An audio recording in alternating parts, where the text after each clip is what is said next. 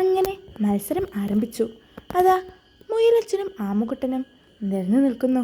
എന്താ, മത്സരം ആരംഭിക്കുകയല്ലേ? അങ്ങനെ കുരങ്ങച്ചൻ വിസിലൂതി. കുരങ്ങച്ചൻ്റെ വിസിലിൻ്റെ ശബ്ദം കേട്ടതും ആമുകുട്ടനും മുയലച്ഛനും ഓടാൻ തുടങ്ങി. 5 വളവുകളാണ് മത്സരത്തിനുള്ളത്. 5ാമത്തെ വളവ് കഴിഞ്ഞതും വിജയിച്ചു. അങ്ങനെയാണ് മത്സരം. ആമുകുട്ടൻ്റെ ആദ്യത്തെ ഓട്ടത്തിൽ തന്നെ ആമുകുട്ടൻ ആദ്യത്തെ വളവ് കഴിഞ്ഞു. അതാ 2ാമത്തെ വളവിലേക്ക് എത്തിയിരിക്കുന്നു. ആമുകുട്ടനോ കളി ആരംഭിച്ചിടത്തു നിന്നും ഒരു 10 ചുവട് മാത്രമേ മുന്നിലെത്തിയിട്ടുള്ളൂ. അങ്ങനെ ആമുകുട്ടൻ്റെയും മുയലച്ഛൻ്റെയും മത്സരം നടന്നുകൊണ്ടേയിരുന്നു. മുയലച്ഛൻ വേഗത്തിൽ ഓരോ വളവുകൾ പെട്ടെന്ന് ഓടിക്കടന്നു. അതാ 2ാമത്തെ വളവും കഴിഞ്ഞിരിക്കുന്നു മുയലച്ഛൻ. എന്നിട്ടും ആമുകുട്ടനെ കാണുന്നില്ല. മുയലച്ഛൻ വീണ്ടും ഓടി. അങ്ങനെ ഓടി 4ാമത്തെ വളവ് എത്തിയിരിക്കുന്നു മുയലച്ഛൻ. മുയലച്ഛൻ വിചാരിച്ചു, ആമുകുട്ടൻ ഇപ്പം എന്തായാലും 2ാമത്തെ വളവ് പോലും എത്തിയിട്ടുണ്ടാവില്ല. ശരി, ഒരു കാര്യം ചെയ്യാം, കുറച്ച് നേരം ഇവിടെ വിശ്രമിച്ചതിന് ശേഷം പോകാം. ഞാൻ ഇത്ര നേരത്തെ പോയിട്ട് എന്ത് ചെയ്യാനാണ്? ആ ആമുകുട്ടൻ ഇപ്പോഴൊന്നും എന്തായാലും വരില്ല. അങ്ങനെ നോക്കുമ്പോഴേതാ മുയലച്ഛൻ കണ്ടു അവിടെ അടുത്തുള്ള മരത്തിൽ നിറയെ പഴങ്ങൾ.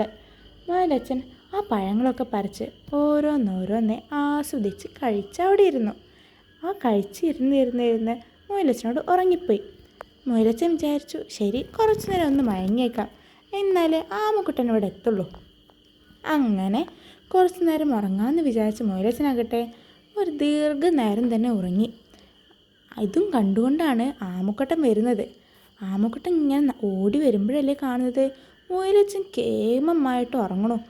നിറയെ പഴങ്ങളൊക്കെ കഴിച്ച് അവിടെ നല്ല കേമായിട്ട് കൂർക്കം വലിച്ചെന്നെ ഉറങ്ങാണ്. അപ്പോൾ ആമക്കുട്ടൻ കണ്ടു, ആഹാ, പറ്റിയ അവസരമാണ്. മുയലച്ഛൻ നേരത്തെ വന്നതുകൊണ്ട് കിടന്ന് മയങ്ങുകയാണല്ലേ. ശരി, ഞാനെന്തേലും ഓടട്ടെ, മത്സരത്തിൽ ജയിക്കണമല്ലോ. ആമുക്കുട്ടൻ വീണ്ടും ഓടാൻ തുടങ്ങി. ആമുക്കുട്ടൻ ഓടി 4ാമത്തെ വളവ് കഴിഞ്ഞു. എന്നാൽ മുയലച്ഛനോ അവിടെ കിടന്ന് ഉറങ്ങുകയാണ്.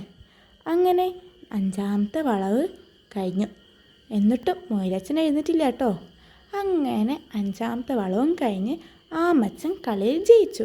കൂട്ടുകാരെല്ലാവരും ഒച്ചയിട്ടു, ബഹളം വെച്ചു, സന്തോഷം കൊണ്ട് ആർപ്പ് വിളിച്ചു. ആമക്കുട്ടൻ ജയിച്ചേ, ആമുക്കുട്ടൻ മുയലച്ഛനെ തോപ്പിച്ചേ എന്ന് പറഞ്ഞ് ആർപ്പ് വിളിച്ച് ക്ഷേമമായിട്ട് ആഘോഷിക്കാൻ തുടങ്ങി. എല്ലാവരും കൂടെ സൽക്കരിച്ചു ആമക്കുട്ടനെ. നിറയെ വ്യത്യസ്തമായ പഴങ്ങൾ നൽകി അവർ ആമക്കുട്ടന് ഒരുപാട് സമ്മാനങ്ങൾ നൽകി. ഇതൊന്നും ആരറിയുന്നില്ല, മുയലച്ഛൻ അറിയുന്നില്ല. മുയലച്ഛൻ നല്ല ഉറക്കല്ലേ. അങ്ങനെ കുറേ നേരം കഴിഞ്ഞു. എന്നിട്ടും ആരും വന്നില്ല. മുയലച്ഛൻ വന്നില്ല. അങ്ങനെ കളിയൊക്കെ കഴിഞ്ഞു. എല്ലാവരും പോയി തുടങ്ങിയപ്പോൾ ഉണ്ട് മുയലച്ഛൻ പതുക്കൊന്ന് ഉറങ്ങി എഴുന്നിട്ട്, ഇതുവരെ ആമക്കുട്ടൻ വന്നില്ലേ? ഇവൻ എന്തത്? ഇവനോട് ഓടാനാണോ പറഞ്ഞത്, നടക്കാനാണോ പറഞ്ഞത്? അതും പറഞ്ഞ് മുയലച്ഛൻ ഓടിപ്പോയി. എന്നിട്ടോ മുയലച്ഛൻ ഓടി ചെന്നപ്പോൾ എല്ലാവരും പോവുക. അപ്പോൾ മുയലച്ഛൻ പോയി ചോദിച്ചു, അല്ല, എവിടേക്കാണ് പോണേ? എവിടെ എൻ്റെ സമ്മാനം? ഞാൻ ജയിച്ചു, എൻ്റെ സമ്മാനങ്ങളൊക്കെ എവിടെ? അപ്പോൾ എല്ലാവരും ചിരിക്കാൻ തുടങ്ങി. നീ എന്താ മുയലച്ഛ പറയണേ? ആമക്കുട്ടൻ നേരത്തെ ജയിച്ചു, നീ തോറ്റുപോയി. എന്ത്? ആമക്കുട്ടൻ ജയിക്കാനോ? ഞാനാണ് ഓട്ടക്കാരൻ, എങ്ങനെയാ ആമ ജയിക്കുക? ഞാനാണ് ഓട്ടക്കാരൻ, ഞാനാണ് ജയിക്കേണ്ടത്. അപ്പോഴല്ലേ മുയലച്ഛൻ കാണുന്നത് ആമക്കുട്ടൻ സമ്മാനങ്ങളായിട്ട് അവിടെ നിൽക്കുന്നു. ഇത് കണ്ടതും മുയലച്ഛനൊന്നും മനസ്സിലായില്ല. അപ്പോൾ ചോദിച്ചു, അല്ല, ഇതെങ്ങനെ സംഭവിച്ചു? അപ്പോൾ ആമക്കുട്ടൻ പറഞ്ഞു, നീ അവിടെ കിടന്ന് ഉറങ്ങിയില്ലേ? ആ സമയം ഞാൻ അവിടുന്ന് ഓടിപ്പോന്നു. അങ്ങനെ ഞാൻ ആദ്യം എത്തി. നീ ഉറങ്ങിപ്പോയതുകൊണ്ട് നീ വൈകി എത്തി. ഇപ്പോൾ കണ്ടില്ലേ, മത്സരത്തിൽ ഞാൻ ജയിച്ചു.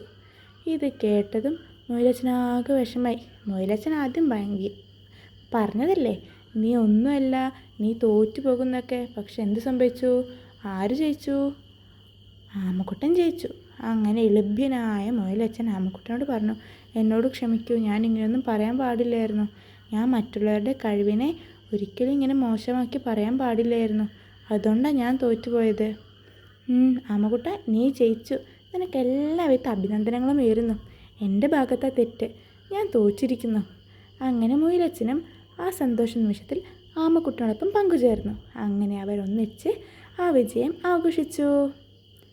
ഇത്രയേ ഉള്ളൂ ആമക്കുട്ടൻ്റെയും മുയലച്ഛൻ്റെയും കഥ.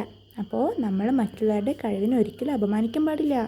നമ്മൾ പരസ്പരം സ്നേഹിക്കുകയും പരിപാലിക്കുകയും നമ്മൾ പരസ്പരം അവർക്ക് ഉന്മേഷവും സന്തോഷവും പകരണം. മനസ്സിലായ കൂട്ടുകാരെ? അപ്പോൾ ഇന്ന് ഇത്രയേ ഉള്ളൂ.